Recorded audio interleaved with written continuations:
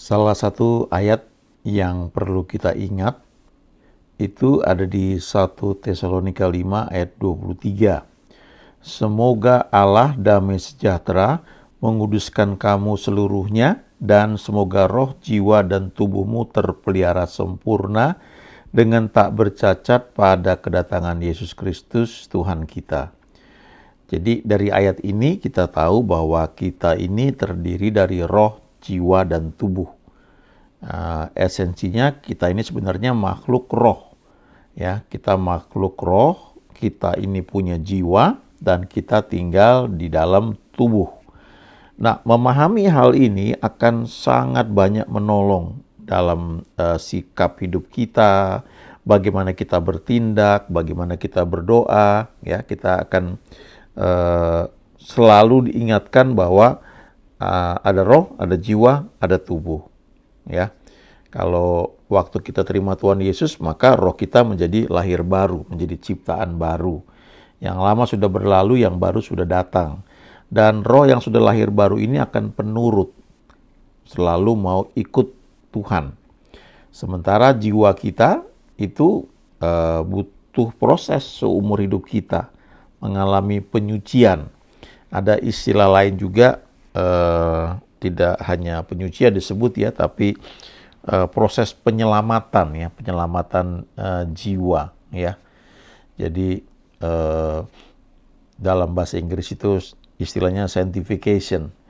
Kemudian tubuh kita ya tidak berubah secara fisik ya, tapi ketika kita semakin bertumbuh pada Tuhan, tubuh kita juga akan mulai mengikuti tuntunan dari Roh Kudus ya. Nah, ada satu buku yang bagus ya, membahas roh, jiwa, dan tubuh. Tentu ada banyak buku lainnya juga ya, tapi ini salah satu yang cukup bagus ya. Kalau mau lebih detail lagi ya, agak lebih sulit membacanya ya. Buku-buku dari Wordsmani ya, dia bahas sangat detail sekali. Tapi itu ya, kalau kita tahu banyak tapi kita juga nggak punya pengalaman di situ, akan sulit ya. Istilahnya kita belajar sesuatu yang mungkin belum tentu terpakai ya sama kita gitu. Karena kan masing-masing punya panggilan, punya tugas yang berbeda. Tapi buku ini cukup bagus membahas ya, roh, jiwa, dan tubuh. Roh kita yang sudah lahir baru itu penurut ya, selalu mau ikut Tuhan, karena waktu kita terima Tuhan Yesus, Roh Kudus masuk ke dalam hati kita, lalu kita memanggil Tuhan itu dengan panggilan Aba, Bapa, ya, karena kita menjadi anak-anak Allah. Lalu jiwa ini yang terdiri dari ada emosi, ya, ada kehendak, ada pikiran. Nah, ini waktu kita terima Tuhan Yesus, kita lahir baru, roh kita itu langsung berubah menjadi ciptaan baru, dan di surat Yohanes dikatakan tidak bisa ya berbuat dosa. Dan roh ini yang layak, yang bisa menyembah Tuhan. Yohanes 4 itu Yesus berkata kepada perempuan Samaria, Allah itu roh, barang siapa menyembahnya harus menyembahnya dalam roh dan kebenaran. Nah, tentu maksudnya roh ini adalah roh yang sudah lahir baru. Jadi dengan roh yang sudah lahir baru ini kita bisa menyembah Tuhan, bisa menyembah Allah Bapa, dan kita menyembah dengan roh kita ya, dan dalam kebenaran, artinya ada firman penuntunnya ya. Roh Kudus akan mengajari kita, tapi ada firman tertulisnya. Karena kalau enggak kita berdasarkan firman, kita bisa tersesat juga ya, di alam roh, karena di sekitar kita ini kan, kita ini tinggal di dunia fisik ya, dunia materi. Tapi kan ada malaikat-malaikat Tuhan, ada berbagai macam roh ya. Ya, jadi waktu kita menyembah Tuhan, kita gunakan roh kita, tapi juga ada firman Tuhan yang memagari kita, ya, yang menuntun kita. Nah, memahami roh, jiwa, dan tubuh ini pengaruhnya besar sekali ya dalam setiap aktivitas kita. Termasuk juga soal penyakit ya, soal ikatan jiwa ya, atau soul ties, kemudian sampai soal-soal pelayanan ya, sangat sangat luas. Ini nggak habis-habis dibahas ya. Gambarannya kan seperti ini ya. Roh kita itu bagian terdalam ya. Eh, ada yang menafsirkan roh kita itu letaknya di daerah perut ya. Karena kalau di Yohanes 7 kita baca Tuhan Yesus berkata begini ya. Barang siapa haus, baiklah ia datang kepadaku dan minum. Barang siapa percaya kepadaku, seperti yang dikatakan oleh kitab suci, dari dalam hatinya akan mengalir aliran-aliran air hidup. Bahasa Inggris itu mengatakan out of his belly ya, dari dalam perutnya. Jadi ada yang mengatakan bahwa roh kita itu letaknya di bagian perut ya. Sementara kalau kita terbiasa, hati itu dalam bahasa Inggris kan heart ya. Heart dalam bahasa Inggris juga artinya kan jantung ya. Jadi seringkali kalau kita bilang hati kita pegang dada kita ya, jantung kita gitu. Nah, roh ini inti dari yang terdalam dari keberadaan kita, dan ini peka terhadap Tuhan ya. Kalau belajar lebih banyak lagi, di situ ada kemampuan untuk fellowship ya, bersekutu dengan Tuhan. Lalu ada intuisi ya, dan ada hati nurani. Sementara kalau jiwa itu ada pikiran, kehendak, dan perasaan. Tubuh ini bagian fisiknya di luar ya, ada 5 indera. Kalau seseorang itu sakit, ya maka yang kena itu adalah bagian tubuhnya di luar. Entah dia pilek, entah dia demam, entah dia itu batuk, ya, atau apapun, itu tubuhnya bagian luar. Tetapi setelah kemajuan ya teknologi, ternyata sebagian besar ya, saya kira sebagian besar ya, ketika seseorang mengalami gangguan pada tubuhnya, ada penyakit ya yang menyerang, itu sangat berhubungan dengan jiwa ya. Dan di Alkitab itu banyak ya yang menunjukkan hal tersebut tuh banyak sekali. Nah, sementara kalau roh kita sudah lahir baru, ini rohnya penurut. Di dalam roh ini ada deposit dari Tuhan ya. Bahkan di surat Yohanes dikatakan waktu kita sudah lahir baru itu, kita mengerti segala sesuatu tuh karena ada pewahyuan dari Roh Kudus ya yang bicara kepada kita. Ya, jadi kayak misalnya saya terima Tuhan Yesus waktu saya kelas 1 SMA. Itu zaman sudah lama sekali. Zaman belum kayak sekarang ya. Di rumah saya ada Alkitab tidak pernah dibaca, ditaruh aja di lemari. Kami ke gereja setiap hari Minggu, tapi kami nggak pernah bawa Alkitab ya, dan nggak pernah baca Alkitab. Tapi waktu saya terima Tuhan Yesus, nggak ada yang ngajarin. Untuk saya tuh menggunakan uang jajan saya untuk cari Alkitab, beli sendiri Alkitab, dan baca setiap hari. Lalu beli ada buku kecil renungan harian yang namanya Saat Teduh ya. Dan saya baca setiap hari sesuai tanggal. Itu pendeta saya nggak ngajarin, orang tua saya nggak ngajarin, saya nggak punya kakak rohani yang membimbing, tapi kok bisa ada kerinduan seperti itu. Di gereja tidak diajarkan persepuluhan, tapi saya mulai belajar menyisihkan persembahan. Ya, saya sisihkan uang-uang yang bagus ya untuk saya beri kepada gereja. Itu nggak ada yang ngajarin. Dari mana itu? Dari roh yang sudah lahir baru. Nah, berapa hari yang lalu saya baca satu buku. Ada seorang hamba Tuhan, dia tulis buku judulnya Hukum-Hukum Kesembuhan. Ya, ada beberapa buku ya. Buku ketiga itu Hukum-Hukum Kesembuhan. Lalu buku keempat itu Hukum-Hukum Kesehatan. Jadi dia cerita ya mengapa orang bisa sakit, lalu bagaimana supaya bisa sembuh. Ya. Tentu kita bisa pakai obat ya, dalam batasan tertentu itu orang bisa pakai obat. Walaupun banyak kasus ketika sudah diobati, sudah sembuh fisiknya, tapi kalau akarnya nggak dibereskan, yang biasanya dari jiwa, itu akan balik lagi penyakitnya. Ya. Nah, jadi bisa dari dokter, ya, bisa juga ada treatment, istirahat misalnya, minum suplemen, olahraga teratur. Karena tubuh ini punya kemampuan untuk bisa memulihkan tubuhnya, memulihkan dari keadaan sakit menjadi sehat kembali. Ya. Lalu bisa juga lewat saluran mujizat, ya. Tuhan bisa bekerja, ada hamba Tuhan yang diberi karunia untuk kesembuhan atau buat mujizat, didoakan bisa sembuh gitu. Tapi bisa juga lewat hal-hal yang nanti akan saya tunjukkan ya. Nah ini gambaran kayak begini ya, roh, jiwa, dan tubuh, spirit, soul, and body. Ya, tubuh kita ini menerima informasi dari berbagai indera. Ada 5 indera yang kita punya ya, panca indera. Information from the senses ya, ada 5 senses, ada 5 indera. Dari natural physical world, jadi dunia fisik secara natural. Kita lihat sesuatu ya, kemudian itu masuk ke otak kita, dicerna, lalu ada program, ada pikiran ya, yang berada di jiwa kita ini.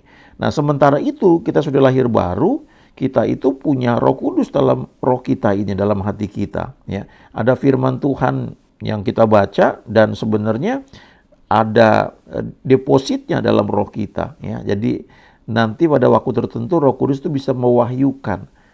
Bisa jadi kadang-kadang kita belum baca satu ayat ya, tapi diingatkan sesuatu, seperti diwahyukan. Lalu kita ketemu ayatnya seperti apa ya. Nah, informasi yang masuk dari roh kita yang sudah lahir baru ya, dan tubuh kita itu masuk lalu diolah oleh otak kita, lalu keputusan mau percaya yang mana itu ada di jiwa kita.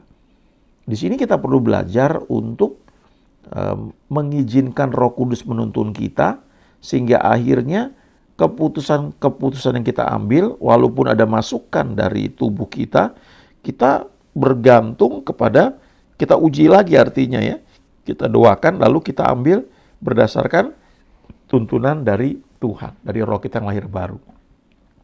Nah di buku yang saya baca itu, hamba Tuhan ini cerita, kalau seorang sakit itu ada 3 kemungkinannya secara umum dia bilang. Yang pertama itu ada hukum-hukum rohani yang dilanggar. Ya. Nah karena kita sudah lahir baru, sudah terima Tuhan Yesus, maka roh kita nih sudah menjadi baik, sudah menjadi benar ya di hadapan Tuhan. Tapi ada hukum-hukum rohani yang perlu kita pelajari ya, kita ketahui.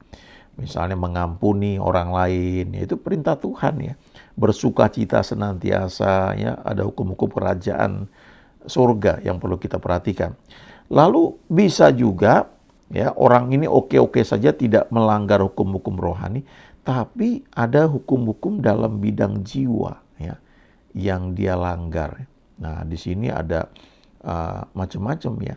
Salah satunya itu adalah menyangkut ikatan jiwa ya, soul ties ya. Ini panjang kalau dibagikan begitu. Tapi di buku itu dia ceritakan juga bahwa banyak sekali penyakit yang terjadi dalam tubuh kita itu karena kondisi jiwa kita. Makanya surat Yohanes berkata ya, di 3 Yohanes itu dikatakan, aku berdoa ya, semoga kamu baik-baik saja sama seperti jiwamu baik-baik saja. Nah, dalam bahasa Inggrisnya aku berdoa supaya jiwamu itu prosper ya, makmur ya, sehingga tubuhmu juga menjadi prosper, keadaanmu menjadi prosper, menjadi makmur. Jadi kemakmuran kita ya, atau keadaan kita itu ternyata ditentukan oleh kondisi jiwa kita ini. Roh kita sudah lahir baru, tapi jiwa kita ini, di situ ada pikiran, ada kehendak, ada emosi. Nah itu yang perlu diperbarui terus, mengalami sanctification seumur hidup kita. Nah waktu diperbarui, ada banyak hal yang dibenahi di jiwa kita. Cara berpikir kita, ya mungkin mindset kita terbentuk karena latar belakang, suku kita. Kita terdidik dalam satu adat atau kebudayaan yang berlaku di suku kita. Ya.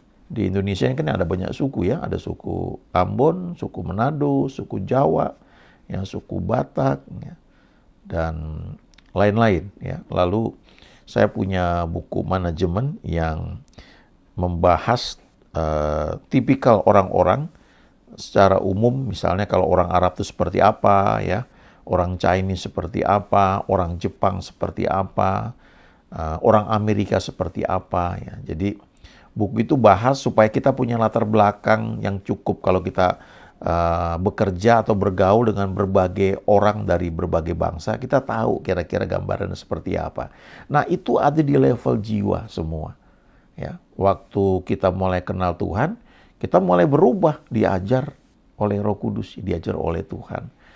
Ikatan jiwa juga ada di sini, ya, soul ties ya. Jadi ini bisa yang sifatnya positif, ada yang sifatnya sebenarnya awalnya nggak salah tapi bisa jadi negatif.